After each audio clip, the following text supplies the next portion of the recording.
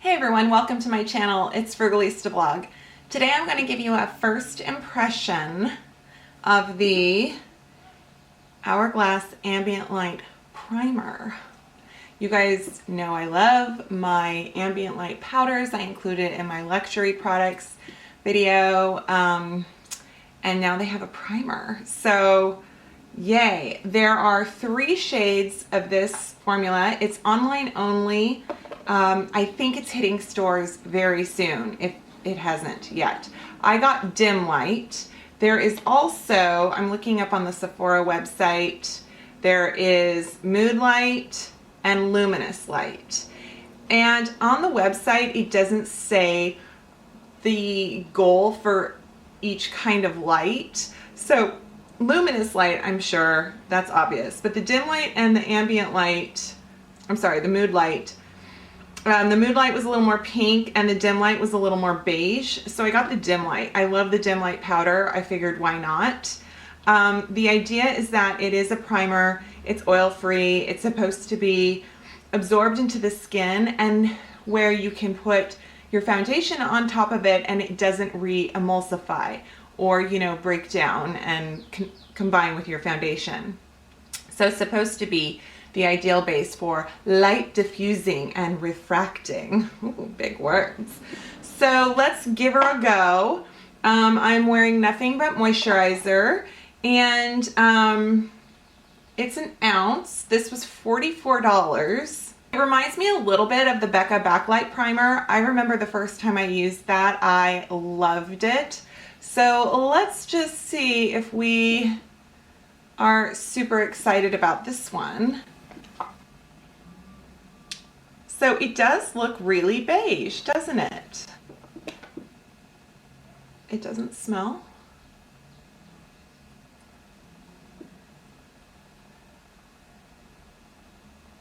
Goes on nice and smooth.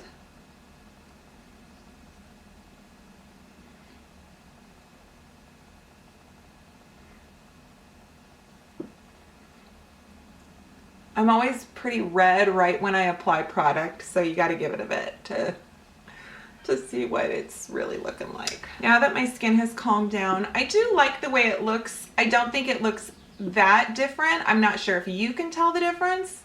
It is shiny. My skin looks very luminous and shiny right now. Okay, I am going to put on my Lancôme Teint Idole. That sounded super not French just now.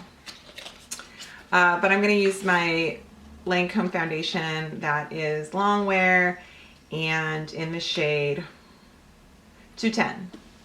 210N, because I'm feeling pale, and this is kind of like my pale color. Plus I feel like the primer, well, no, I felt like it was giving color. Let's see, what brush do I want to use? This is always my thing. It's like I have 50 million brushes. Oh, that looks really light right now, but it does match my neck. Oh my god, look at all my discoloration. Hello, neck, face. The foundation does go on nice and smoothly over it. I'm using my Morphe E44 brush. God, I'm falling more and more in love with my Morphe brushes. The foundation ones. The bigger ones, I should say. I'm going to give my, let's give my artist brush a go.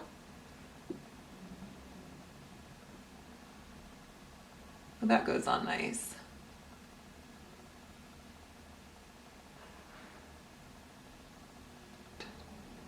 I definitely think that my foundation went on really nicely. It covered easily. So it's pretty darn good. Let my light adjust. There we are. So obviously I'm very pale today. But it does match my neck, so that's the way it is. But yeah, I mean, it's poreless. It's looks nice, even.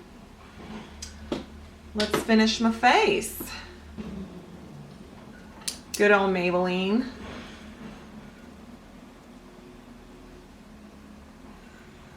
Morphe E45. See, this E44 and E45 combo are like my favorite right now. You're like, I can't keep up, Rebecca. First you liked your Real Techniques and your artists. Now you're, what's going on? I know. Put my Ruby Kisses potion, primer potion. I'm going to do some Maybelline Neutralizer Age Rewind.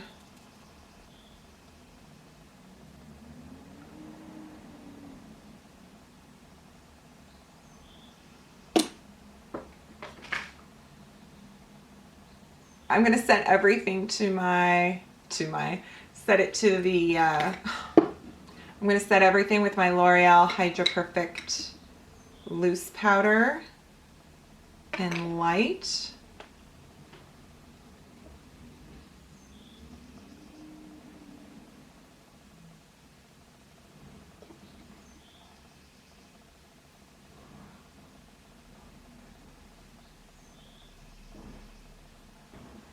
I am going to do the rest of my face and come back in a minute. Okay, I am back with my full face on.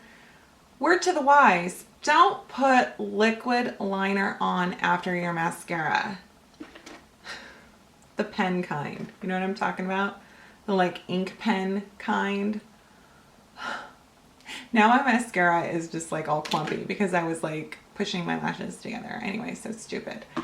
Okay, you're probably gonna ask, so I am wearing on my lips Jordana Pink Love Pencil, and you guys, the Bare e.l.f. lipsticks, Beautifully Bare. You probably saw this at Target. There's pink and there's another shade, and I got the pink one.